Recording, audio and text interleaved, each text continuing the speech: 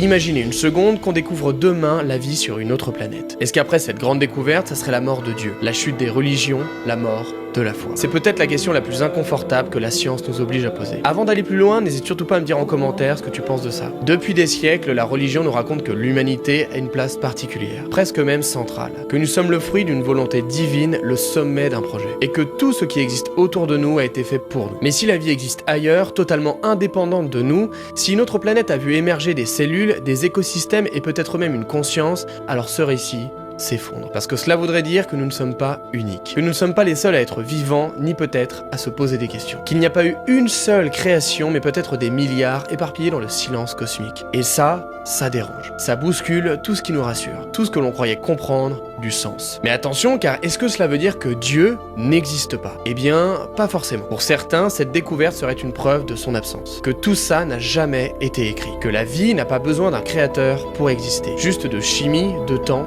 et de hasard. Mais pour d'autres, ça serait justement la preuve de sa grandeur. Un Dieu trop immense pour se limiter à une planète. Un Dieu trop vaste pour parler qu'une seule langue ou créer un seul monde. Et si la foi ne reposait plus sur notre existence, mais sur le fait qu'on fasse simplement partie d'un tout gigantesque. D'un ordre encore invisible, incompréhensible, mais réel. Peut-être bien que nous ne sommes pas seuls, et peut-être que Dieu non plus.